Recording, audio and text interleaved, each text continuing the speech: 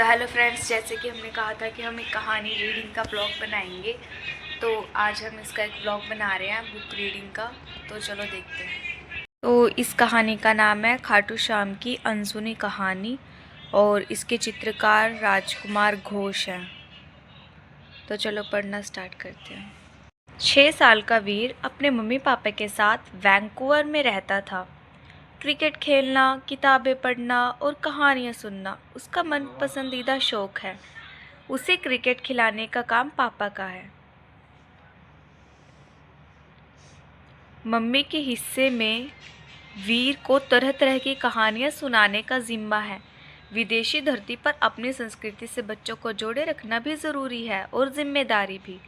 नई पीढ़ी का आर्टिफिशियल इंटेलिजेंस एआई से परिचय हो, यह ज़रूरी है और इसका अपना मज़ा भी है।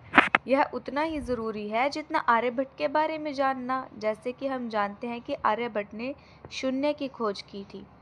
वीर अगर मोबाइल के रेसिंग गेम्स का मास्टर है, तो उसकी मम्मी भी खेल खेल में कठिन से कठिन किरदार की पहेली सुलझाने में माहिर है। अब वीर भी छोटा मोटा स्टोरी टेलर बन चुका है और अपने दोस्त नव्या और विवान को राम और रावण की कहानी और दिवाली बनाने का उद्देश्य विस्तार से समझा चुका है। इस तरह पौराणिक घटनाओं और भारत की समृद्ध विरासत को जोड़ने का ये सिलसिला वीर को सतयुग से अब द्वापर युग में ले गया है। अब वीर का अपनी माँ से प्रश्न यह है कि माखन चोर कृष्ण और भगवान खाटू श्याम जी एक ही हैं, और यदि नहीं तो इसका आपस में क्या संबंध है।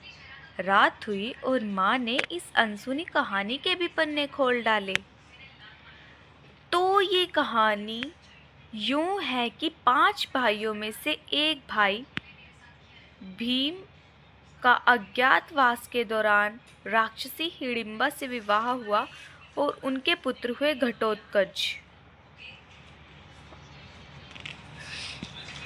घटोत्कच का विवाह एक राजकुमारी अहिलावती मोरवी से हुआ और उनके एक सुंदर पुत्र हुए जिनका नाम था बर्बरीक। बर्बरीक जब बड़े हुए तो बहुत ही सुंदर और सजीले युवक बने। एक कन्या से उन्हें प्रेम हुआ और वे दोनों शादी करना चाहते थे, किंतु कन्या के पिता बर्बरीक की दादी हिडिंबा के राक्षसी होने के बारे में जानते थे, इसलिए वे नहीं चाहते थे कि दोनों का विवाह हो। पर वे ये भी जानते थे कि बर्बरीक एक महान योद्धा है, इसलिए उन्होंने अपने भाई बंधुओं से बर्बरीक से युद्ध करने के लिए बुलावा भेजा और इस बीच विवाह को टालने का प्रयत्न किया। कई बार बहाने बनाने पर भी आखिर का विवाह का वह दिन आ ही गया और बर्बरीक के विवाह के फेरे शुरू हो गए।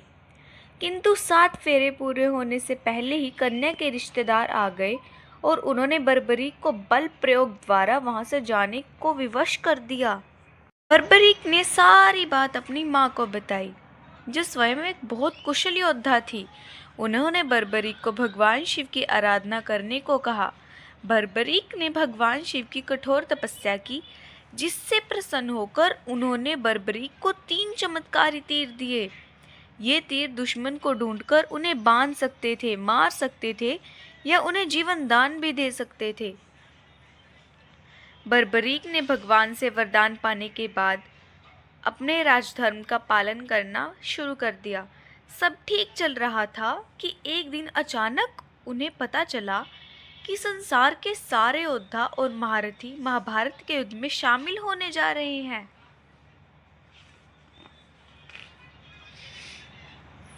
उन्होंने अपनी माँ से कहा कि वे इस युद्ध में जाना चाहते हैं। उनकी माँ को लगा कि पांडव तो केवल 5 हैं और कौरव 100, तो ऐसे में युद्ध में पांडव हार जाएंगे।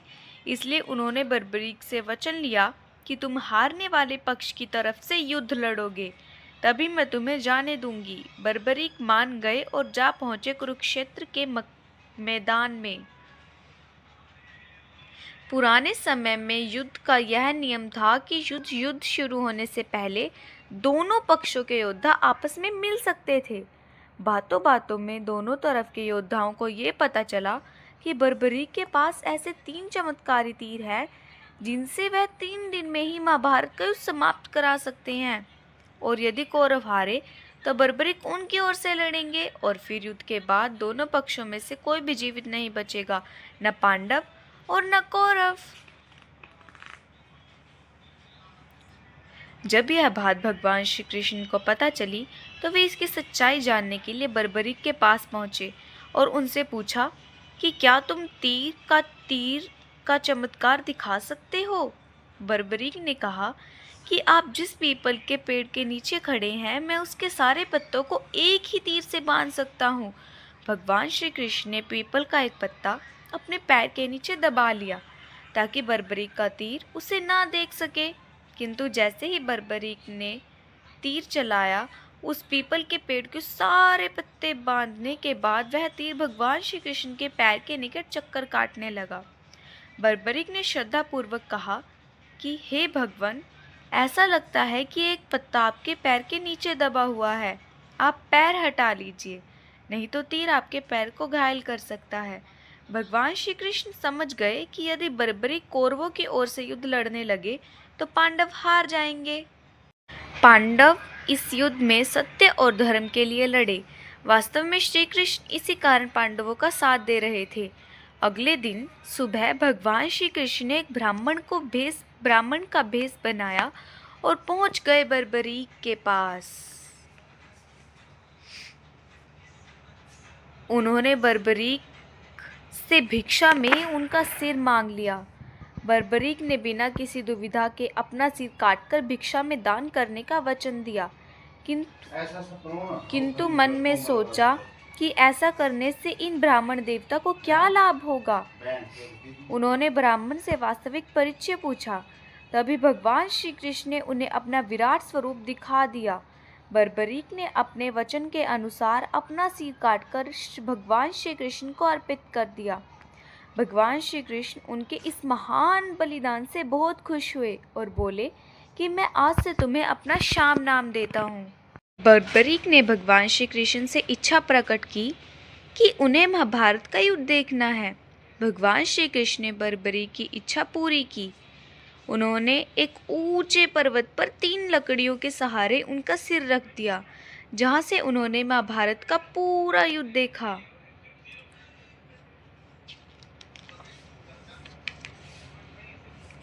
महाभारत का युद्ध 18 दिन चला। इन्हीं 18 दिनों में भगवान श्री कृष्ण ने अर्जुन को गीता का ज्ञान दिया। हमारे पुराण भी 18 ही हैं। महाभारत में 18 ही पर्व हैं और युद्ध के बाद कुल 18 लोग ही जीवित बचे थे और अतः दुर्योधन के वध के पश्चात पांडव विजयी हुए।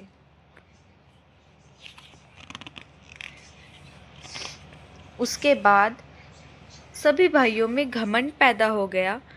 तो अब आगे कहानी पढ़ते हैं।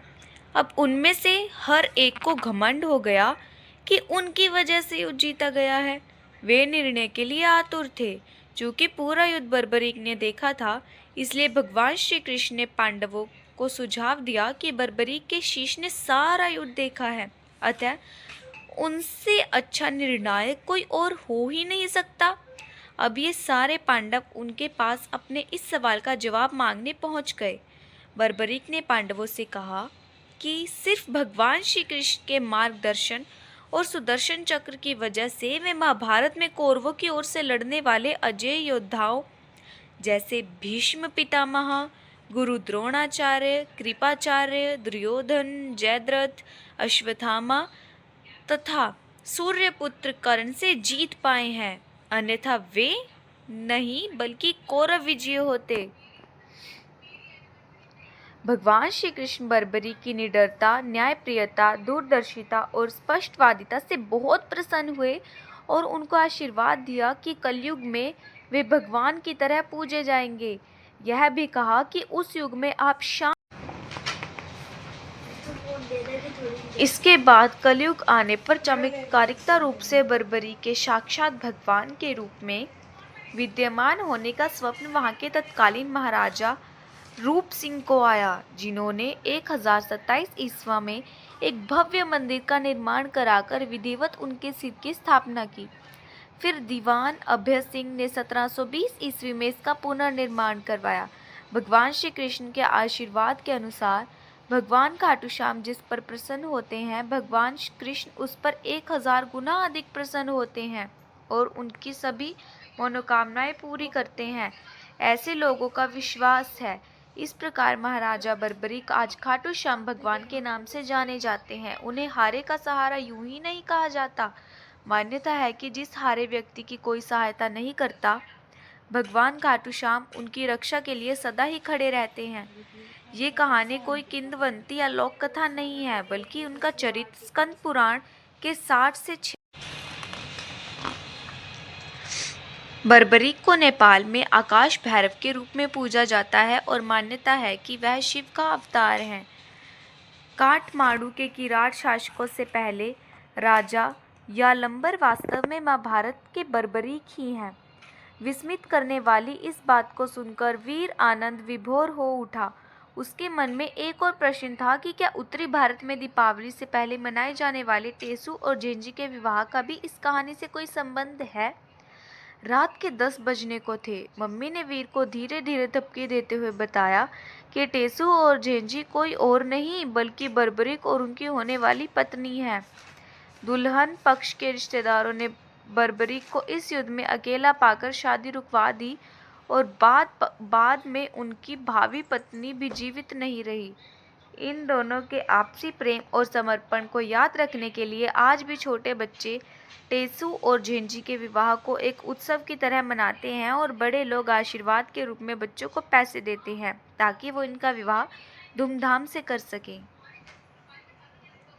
अब वीर मन ही मन ठान चुका था कि इस बार के छुट्टियों में यह अपने देश भारत के सारे प्रख्यात दर्शनीय स्थानों को देखेगा, जहां आने की विदेशी लोग भी आतुर रहते हैं। इस बार वो भी टेसू और झेंझी की शादी में शामिल होगा।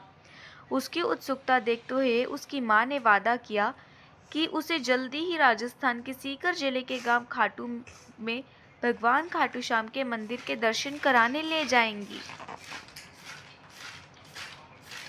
बच्चों, आपको यह जानकर हैरानी होगी कि प्रत्येक दिन रोज लगभग 25 से 30 हजार श्रद्धालु खाटू श्याम के दर्शन करने जाते हैं। उत्सव के समय तो यह संख्या बढ़कर 1 लाख से करोड़ों तक अधिक हो जाती है। भगवान खाटू श्याम राज परिवारों की एक बड़ी संख्या के कुल देवता भी हैं। वह हमेशा मोर के पंखों की बनी हुई छड़ी रखते हैं, इसलिए इन्हें मोर छड़ी वाला भी कहते हैं। हमारे देश के कण कण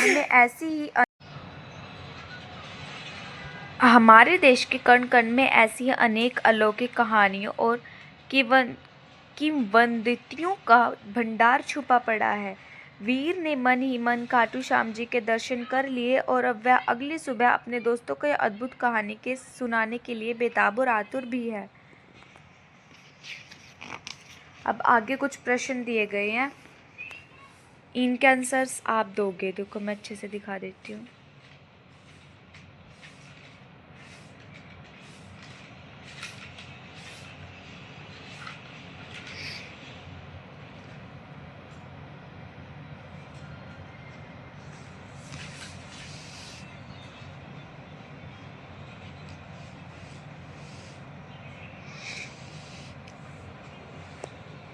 आपको स्टोरी अच्छी लगी हो तो लाइक एंड सब्सक्राइब ज़रूर करना।